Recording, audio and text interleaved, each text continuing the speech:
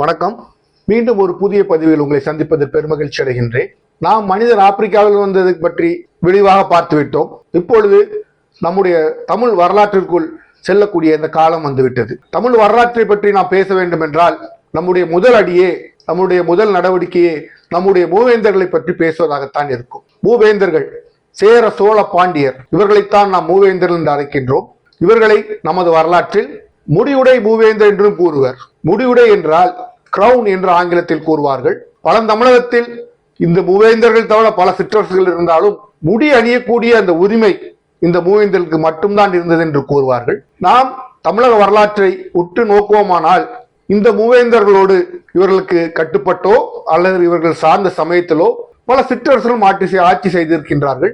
முற்கால மூவேந்தர்கள், அதாவது மூவேந்தர்கள் உடைய காலத்தை முற்கால பிற்கால என்றே பிரிக்கலாம். ஏனென்றால் இடைப்பட்ட காலத்தில் களப்பிரர் ஆட்சி வந்துவிட்டது.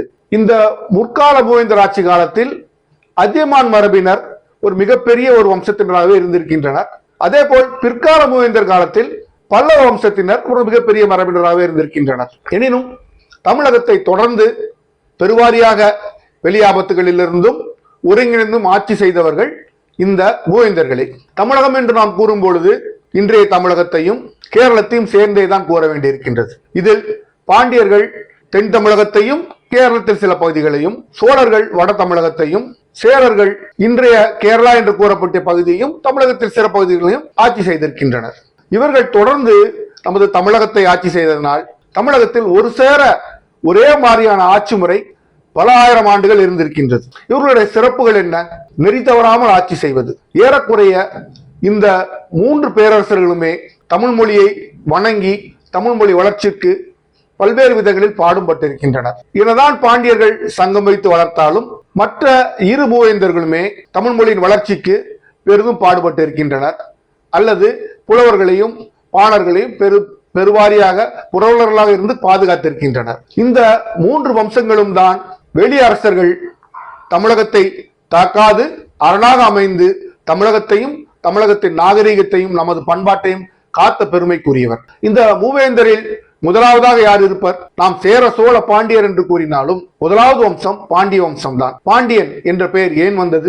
அறிவியலாளர் சிலர் கூறுவார்கள், பண்டு என்றால் காளை மாடு என்ற அர்த்தம், அதிலிருந்து அவர்கள் பாண்டியன் என்று வந்தது என்று கூறுவார்கள். ஆனால் அதன் உண்மையான பொருள் என்னவென்றால் பண்டையன் என்பதே சரியான வார்த்தை. பண்டை என்பது தமிழ் மொழியில் பழமையானது என்று பொருள். இந்த மூவேந்தர்களுள் மிக பழமையானவர்கள் பாண்டியர்களே. மூவேந்தர்களே பழமையானவர்கள், அவர்கள் மிக பழமையானவர்கள் பாண்டியர்கள் என்றால் அவர்கள் எவ்வளவு பழமையானவர்கள் இருப்பதுன்னா அதிலிருந்தே உணர்ந்து கொள்ளலாம். சரி, இந்த பாண்டியர்களுடைய தொடக்கம் என்ன? அது யாருக்கும் தெரியாது.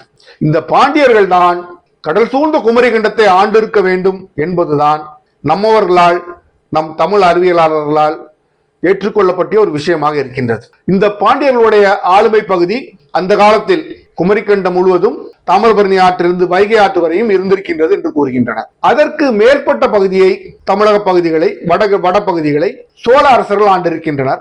நம்முடைய மேற்கு பகுதியான கேரள மண்டலம் முழுமையையும் சேர அரசர்கள் ஆண்டிருக்கின்றனர். இவர்கள் நெறி தவறாது ஒரே நெறியுடன், மூன்று அரசர்களுக்கும் ஒரே நெறி இருந்திருக்கின்றது. செங்குடையின் கீழ் மக்கள் நலனை கருதி செம்மையான ஆட்சியை செய்திருக்கின்றனர். மக்களுக்கு எந்த விதமான பொருள் குறையோ, செல்வ குறையோ, நீதி குறையோ இவர்கள் ஆட்சி காலத்தில் பெரும்பாலும் இருந்ததில்லை என்பதே வரலாறு. இந்த மூவேந்தர்கள் நாம் முன்னமே பார்த்தோம் அல்லவா, பாண்டியர்கள் தான் பழமையானவர்கள் என்று. உலக வரலாற்றில் டைனாஸ்டி என்று கூறுவார்கள், வம்சத்தினர், நீண்ட காலமாக ஆட்சி செய்த வம்சத்தினர் யார் என்று நாம் முதல் 5 வம்சத்தை எடுத்து பார்த்தோம் என்றால் நம்முடைய மூவேந்தர்கள் தான் முதல் 3 இடத்திலும் இருக்கின்றனர். இந்த உலக வரலாற்றை நாம் கூறும் பொழுது முக்கியமான ஒரு விடயத்தை நாம் மனதில் கொள்ள வேண்டும். சேர, சோழ, பாண்டிய மரபினரை வரலாற்று ஆசிரியர்கள் அசோகரின் கல்வெட்டுகளில் இருந்துதான் கணக்கெடுக்கின்றனர்.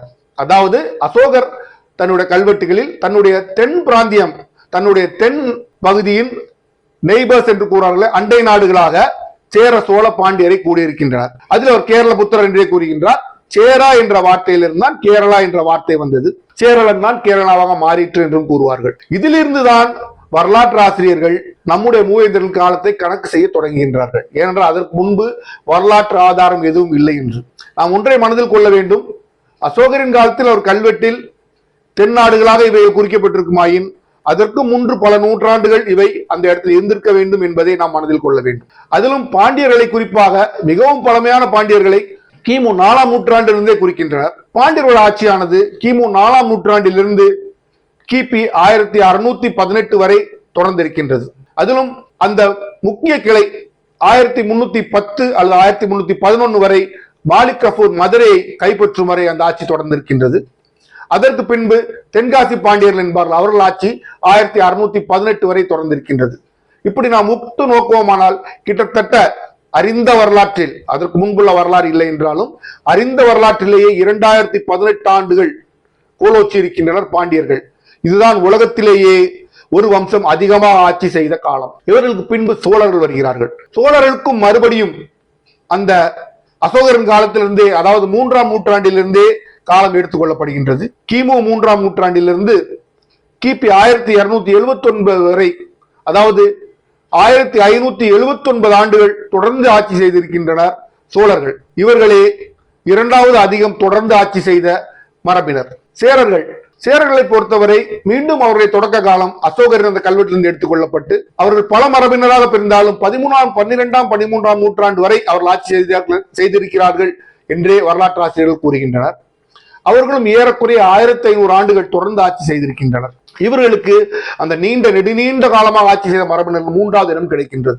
இப்படி இம்மூவரும் சேர்ந்து தமிழகத்துக்கு ஒரு அரணாக இருந்து வடக்கிலிருந்து வந்த பல்வேறு வகையான ஆபத்துகளையும் எதிர்த்து நின்று தமிழக பண்பாட்டை தொடர்ந்து ஒரே நிலைப்பாடுடன் இருக்க நமக்கு அரணாக அமைந்தவர்கள் இந்த மூவேந்தர்கள் என்று சொல்வதில் எந்த விதமான தவறும் இல்லை.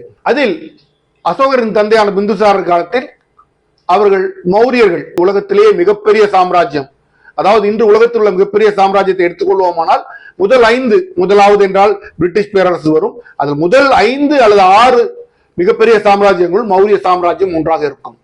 அத்தகைய மிகப்பெரிய மௌரிய சாம்ராஜ்யத்தை எதிர்த்து போரிட்டவர்கள் நம்முடைய மூவேந்தர்கள். மௌரிய சாம்ராஜ்யம் இந்தியா முழுமையும் கைப்பற்றி பாகிஸ்தான், ஆப்கானிஸ்தான் வரை கோலோச்சி இருந்த அந்த மௌரிய சாம்ராஜ்யம் தென் திசையில் தமிழகத்தை நோக்கி தன்னுடைய கண்ணை வீசிற்று. அப்பொழுது அவர்களுக்கு எதிர்கொண்டு நின்றவர்கள் நம்முடைய மூவேந்தர்கள் மற்றும் அதியமான் மரபினர். தமிழரசர்கள் மொழியால் ஈர்க்கப்பட்டு, தம்முடைய கலாச்சாரத்தால், தம்முடைய மக்களால் ஈர்க்கப்பட்டு, இணைக்கப்பட்டு தமிழ் கான்ஃபெடரேஷன் என்று சொல்லும் தமிழ் அரசர்களின் கூட்டமைப்பை எதிர்த்து அமைத்து மௌரியர்களை எதிர்த்தனர். அன்று உலகத்திலே மிகப்பெரிய சாம்ராஜ்யம் மட்டுமில்லாது அன்று உலகத்திலே இருந்த மிகப்பெரிய இராணுவத்தை உடைய மௌரிய சாம்ராஜ்யத்தால் நம்முடைய அரசர்கள் கூட்டமைப்பை உடைக்கவும் முடியவில்லை. திணறி தோற்கடிக்கப்பட்டு மௌரிய சாம்ராஜ்யம் பின்வாங்கியது. அதனால்தான் நாம் அந்த கல்வெட்டுகளில் மௌரிய சாம்ராஜ்யத்தின் தென்னெல்லையில் நம்முடைய அரசர்களை நாம் காண்கின்றோம். இந்தியாவில் உள்ள மற்ற எல்லா சாம்ராஜ்யங்களும், எல்லா அரசர்களும் அவர்களால் தோற்கடிக்கப்பட்டு மௌரிய சாம்ராஜ்யத்தால் விழுங்கப்பட்டு விட்டன. ஆனால் நம்முடைய மூவேந்தர்களும் அதியன் மரபினர் மட்டும் தனி ராஜ்யங்களாக, தனி நாடுகளாக நின்று அன்றும் தனியாக சுதந்திரமாக ஆட்சி செய்து வந்தனர். அத்தகைய தோல் வலிமையும் வாழ்வலிமையும் உடையவர்கள் நம்முடைய மூவேந்தர்கள். மூவேந்தர்கள் இன்னொரு சிறப்பு, தமிழ் மொழிக்கு ஏதாவது ஊர் வருமின் அதை எதிர்த்து நின்று போராடியவர்கள் முக்கியமானவர்கள் மூவேந்தர்கள். அவர்கள் ஆட்சி முறை எவ்வாறு இருந்தது? வெறும் போர் முறை மட்டுமல்ல, மரத்தை விட அறத்தை பெரிதும் போற்றியவர்கள் நம்முடைய மூவேந்தர்கள். ஒரே ஒரு குறைபாடு நம்முடைய மூவேந்தர்களுக்கு இருக்கும் என்றால், அவர்கள் தோல் வலிமையும் வாழ்வலிமையும் வைத்து அவர்கள் இன்னும் வடக்கே மிகப்பெரிய சாம்ராஜ்யம் நிறுவி இருக்கலாம். ஆனால் அந்த ஒரு டிரைவ் என்பார்கள், அந்த ஒரு எண்ணம் அவர்களுக்கு என்றுமே தோன்றியதில்லை. அது ஒன்றுதான் அந்த மூவேந்தர்களோட ஒரே குறைபாடு. அவர்களை யாராலும் தோற்கடிக்க முடியவில்லை. அவர்கள் செல்வார்கள், பல பேரை தோற்கடிப்பார்கள், திருப்பி வந்து விடுவார்கள்.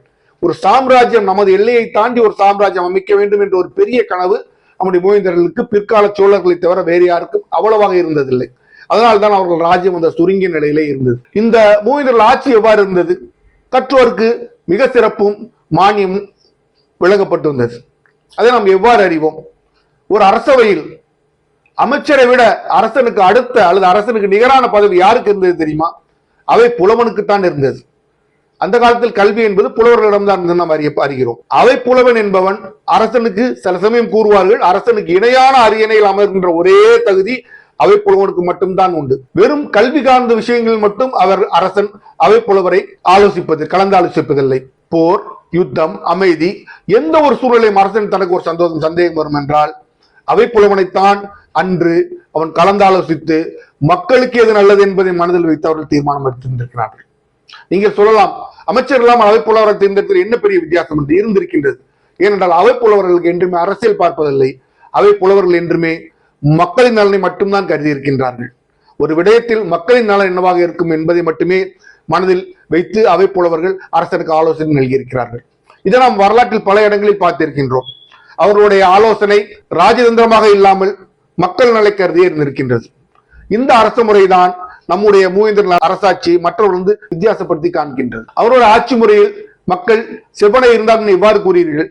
2000 வருடம் ஒருத்தர் தொடர்ந்து ஆட்சி செய்தால் மக்கள் செவனை இருந்திருந்தால் தான் மக்கள் அவர்கள் ஆட்சியை அனுமதித்திருப்பார்கள்.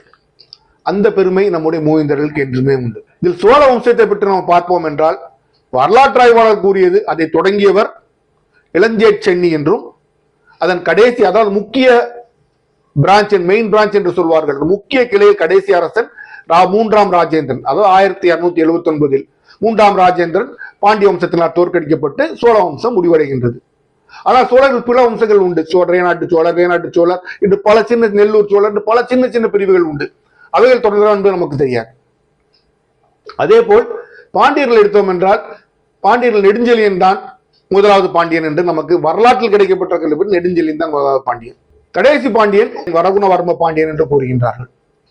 இதுவே மூவேந்தர்களில் பாண்டிய அரசர்களின் வரலாறு.